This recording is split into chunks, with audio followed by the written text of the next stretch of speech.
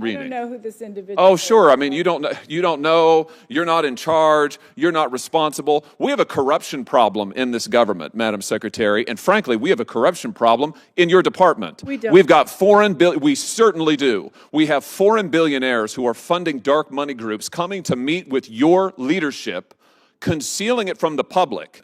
Secretary Holland, do you know the group called the Wilderness Society? I've heard of it, yes. And what, to your knowledge, what is this group? It sounds like the name is explanatory. Well, let me help you a little bit. It's a left-wing environmentalist pressure group. Do you know who funds them? I do not. Well, I can help you with that, too. It's funded in large part by a foreign billionaire, Hans-Georg Weiss, who has routed his money through all manner of dark money groups, including the Arabella Network. Hans-Georg Weiss was investigated by the FEC for illegal campaign contributions because he's not a United States citizen. He sits on the governing council of this dark money environmentalist group. Has anybody in leadership at your department met with them, the Wilderness Society? Senator, I do not know this individual, and Has anybody in leadership at your department met with the Wilderness Society? Well, I'm sure we've met with a lot of groups and organizations in the work that we do, and we're discussing the environment. So does that mean you don't know, or you're not going to answer my question? I don't have a full list of everyone that everyone has met with. But well, I can help you with that as well. The answer is yes. Your leadership has met with the Wilderness Society. They met with the Wilderness Society when that group was a plaintiff suing the Department of the Interior with an adverse lawsuit against you, and they met with them off the books. I've got the emails.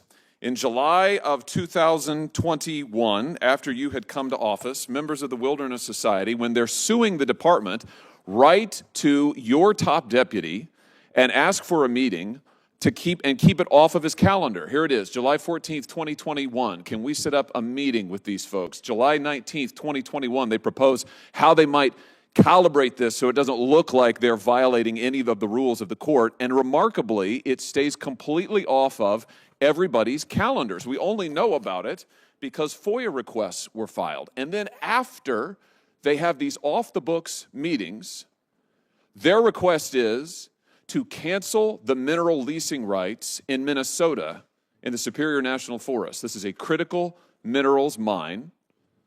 The society wants the mine shut down. After they meet off the books with your leadership, you do it. A few months later, you do it. You cancel the leases, and then you withdraw 225,000 acres of critical mining from production and leasing shortly after that.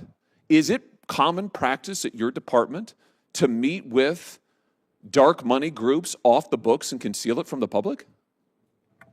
Senator, thank you for the question. And of course, I can't answer to, if you're referring to our former deputy secretary, he's no longer at the department. Who worked for you? He worked for the president. He was appointed by the president. He's your deputy secretary. Are you the secretary of the Department of Interior? I thought that's why you were here. Are you the secretary? Don't look at her, look at me. Yes. Are you the secretary? I am. Do these people who are sitting here today answering most of your questions, do they work for you? They work. Do they report for you? You're not in charge? They work with me. They work with you. So you're not in charge of the department. Oh my gosh, I thought you were in charge. I thought that's why you were here. We work as a team. Oh, okay. So who's in charge then? I provide the vision, I provide the overall direction, and but you're not in charge. Our mission. Do you take responsibility for what happens at the Department of the Interior? I take responsibility. Do you take full responsibility for what happens at the Department of the Interior? Good. Then why are your leadership meeting with dark money groups and concealing it from the public? Why are they doing it off the books? How many times has this happened? Senator, this is the first I'm hearing of this. My deputy secretary is no longer there, and I can't answer to what he did when he was there. What did they get out of it, do you suppose? What do you suppose Hans-Georg Weiss got out of you canceling the leases after they asked you I don't to. know who in an off-the-books individual- reading. I don't know who this individual Oh, is. sure. I mean, you don't know, you're not in charge, you're not responsible. We have a corruption problem in this government, Madam Secretary, and frankly, we have a corruption problem in your department. We don't. We've got we certainly do. We have foreign billionaires who are funding dark money groups coming to meet with your leadership, concealing it from the public while they are filing lawsuits adverse to the department, doing it without the court's knowledge, doing it, you say, without your knowledge, and then getting exactly what they want. Now, I don't know how much money he made off of it. I'm sure it was a lot. I know how he made his money. He made his money by poisoning people. Hans-Georg Weiss, here's what his company did. In 2009, Synthes USA, with Weiss at its head, was charged by Philadelphia's U.S. attorney with running an illegal clinical trial on humans. They injected them with a cement that turns to bone inside the human skeleton. That's the guy who's funding this group, who's pressuring your department, and you're meeting with them off the books and giving them exactly what they want. I did not meet with him. You're implying that I met with him. I'm just trying to figure out who's in charge of the Interior Department. You've said it isn't you. It sounds to me like it's the billionaires. It sounds to me like it's the dark money billionaires who are calling the shots at the Department of the Interior. And all I have to say to you, Madam Secretary, is that is a travesty. It is a travesty. The American people should be in charge, not the foreign billionaires. And the fact that you've let them run rampant is outrageous. It's outrageous. Thank you, Mr. Chairman. Again. So I know there's a lot of jobs. Wait a minute. You're telling me we've got too many jobs in the country? Well, I'm saying that we don't have enough people. That's why we are having a hard time finding folks to work at our department. But wait, you're telling me that we have too many jobs for blue-collar work? Have you seen the number of jobs we have lost in this country to China in the last 20 years? Do you know where those jobs come from? Over 3 million jobs have gone to China. Good luck. Good luck to you. We got plenty, just shut up and go get a job at McDonald's, whatever. No more quit complaining about the loss of American industry. I mean, good Lord, that is extraordinary. What an extraordinary response.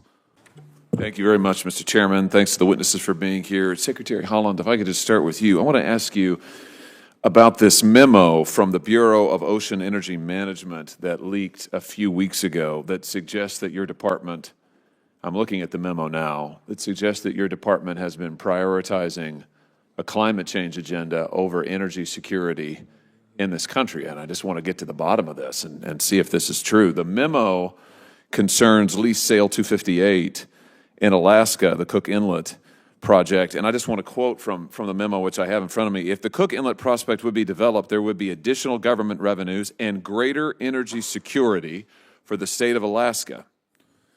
The memo goes on. Nevertheless, it's quite a transition. Nevertheless, because of the challenges facing the nation from climate change, BOEM is not, the Bureau of Ocean Energy Management is not recommending this option.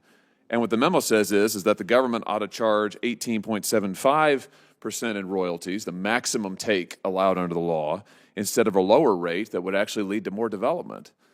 Now, did you agree with this analysis? Senator, thank you for the question. And of course, royalty rates are such that because our public lands belong to every single American, that Americans should get a fair return on the land that that is used for this purpose. But did you agree with charging the highest possible rate in order to discourage bids on the project because of climate change? There is, the royalty rates are, I mean, that's not a surprise. That royalty rate is evident in other parts of the country. And I will say that with respect to our Principal Deputy Assistant Secretary, that is her department, that is her bureau, and I honestly, she takes care of that. She took care of that issue. Well, but you're the secretary, so presumably you understand what's going on in your department. This is an extraordinary memo, and I just want to make sure that I understand what your position is. The memo says that a lower rate, the 16.67 rate to be precise, would have offered greater energy security. That's a quote from the memo. I have it. This is in public. Anybody can read this. Mm-hmm. That would have offered greater energy security. But your department recommended a significantly higher rate that you thought would likely lead perhaps to not developing, not moving forward with the project for the purpose of climate change. You didn't want this to go forward. You didn't want Alaska to have greater energy security because you said climate change. I'm just trying to understand, do you agree with that analysis? And you did indeed impose the higher rate. In fact, the lease sale 258 earned just one bid. So it looked like the strategy worked. I just want to know, do you agree with that we should trade off energy security for this country in favor of a climate change agenda? Senator, what I can tell you is that the royalty rate for the leases was the most reasonable balance of environmental and economic factors for the public and was consistent with the IRA requirements. Additionally, of course, yes, we are in the midst of a terrible climate crisis, and it's our job to balance those things, to create a balance on our public lands, because our public lands belong to every single American. Okay, that sounds like a yes to me. So you're telling me, yes, you think that charging more and trading off energy security, sacrificing energy security in favor of the climate change agenda is the right trade-off?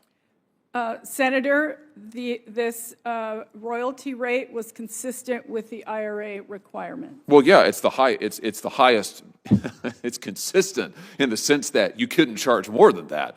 I mean, the memo lays this out. You selected the highest possible tax, essentially, in order to discourage development, and you succeeded in it. What's amazing is the memo, and listen, kudos to the person who wrote the memo, because they're very honest. They say we could have energy security or we could have the climate change agenda. Energy security needs to be sacrificed. Let's go with climate change. And you're telling me that you agree with that. I just have to say, I think that is a disastrous trade-off, and I can't improve upon the comments offered by one senator who said, I'm appalled by the contents of this memo, which make crystal clear that this administration is literally putting their radical climate change agenda ahead of the needs of the people of Alaska and the United States. That was the chairman. Mm-hmm. He was absolutely right about that. Well said, Mr. Chairman. And I just want to register that I think that this decision to sacrifice our energy independence and energy security in favor of an agenda that is making us dependent on China, that is making us dependent on OPEC, that is making us dependent on every dictator around the world is a disastrous choice for the working people of this country. My time's expired. I have some more questions, but I'll give them to you for the record. Thank you, Mr. Chairman. Thank you. I just want to come back, Madam Secretary, to this trade-off between energy security and the radical climate change agenda that you've endorsed, which is less energy security for America, radical climate change agenda. On the subject of these sweeping mandates related to electric vehicles that the Biden administration has imposed, including now for our military, the metals needed to make the lithium-ion batteries in those vehicles are, of course, lithium, nickel, graphite, and cobalt. Now, can you tell me what nation is the largest producer of refined lithium in the world? No, I can't. It's China. Can you tell me which nation is the largest producer of refined cobalt in the world? No, Senator. It's China. Do you know what nation is the largest exporter of natural graphite to the United States globally? No, Senator. It's China. Okay. So in all of these instances, these mandates, your decision to trade off our energy security in favor of a radical climate change agenda is making us more and more dependent on China. And at the same time, you are denying mining, blocking permits for mines in this country that would allow us to develop nickel and copper and cobalt. Why? Why block the development of these resources in our own nation in favor of making us dependent on China? Senator, are you referring to the Boundary Waters? I'm referring to the Twin Metals mine in Minnesota. I think that Senator Barrasso was just asking about. Yes, near the Boundary Waters, which is an iconic place and, of course, a very valuable ecological system to many plants, animals, species. But jobs for, let me just say this though, jobs for blue-collar workers in this nation are valuable resources. The livelihood and well-being of American families are valuable resources. The ability of America to have our own industry and not be dependent on China is a valuable resource. Why should those things for millions of Americans be sacrificed in favor of your agenda for radical climate change? Senator, I know that there's like 1.9 jobs for every American in the country right now, so I know there's a lot of jobs. Wait a minute. You're telling me you're telling me we've got too many jobs in the country? Well, I'm saying that we don't have enough people. That's why we are having a hard time finding folks to work at our department. But wait, you're telling me that we have too many jobs for blue-collar work? Have you seen the number of jobs we have lost in this country to China in the last 20 years? Do you know where those jobs come from? Over 3 million jobs have gone to China. Do you know where those jobs have come from? They've come out of Midwestern towns like the ones I represent. They are blue-collar workers, and you're sitting here and telling me that we have too many jobs in this country? Are you serious? Senator, we are working hard every single day. We have processed 20 mining applications, 20 mines or mining modification permits since January of 2021. We are moving forward. We're doing our jobs. We're fulfilling our mission for the You're not moving forward. You're moving backward. You're shutting down and denying permits for mines in this country where we can develop our own resources. You're shutting down oil and natural gassing permits. You're approving taxes and royalties that deliberately suppress American energy development in favor of a climate change agenda. And now you're sitting here and telling me we've got too many jobs in this country. We've got gobs of jobs in this country. We don't need any more jobs in this country. I want to take the strongest possible exception to that comment and to that entire mentality, which I think is very honest. I think it reflects the mentality of your administration, which is when it comes to blue-collar workers in this country, you're on your own. Good luck. Good luck to you. We got plenty, just shut up and go get a job at McDonald's, whatever. No more, quit complaining about the loss of American industry. I mean, good Lord, that is extraordinary. What an extraordinary response.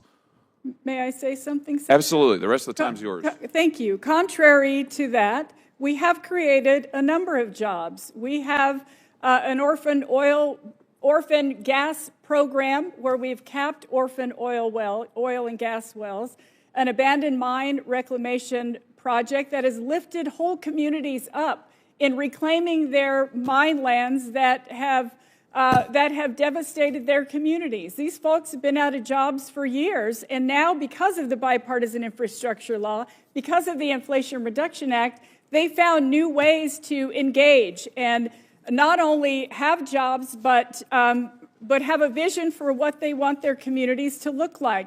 We have plugged orphan gas wells in people's backyards in Pennsylvania, and we're doing so in California and Texas. These are communities that rely on this government to find a way forward for them. There is, unfortunately, a dearth of legacy pollution in this country. Those are jobs, good-paying, well-paying jobs with benefits that Americans are having because of President Biden and his policies, and we're proud to move those issues and those programs forward for the American people. My time has expired. I'll just say in conclusion again, trading off American energy security in favor of your radical climate change agenda, shutting down good-paying American jobs in our energy sector, and then saying the explanation is we've got plenty of jobs in this country, I think is the most potentially, and this is quite a high bar, I might add, the most unbelievable statement I have heard from a member of this administration, maybe in my time in the Senate. Thank you, Mr. Chairman. Thank you.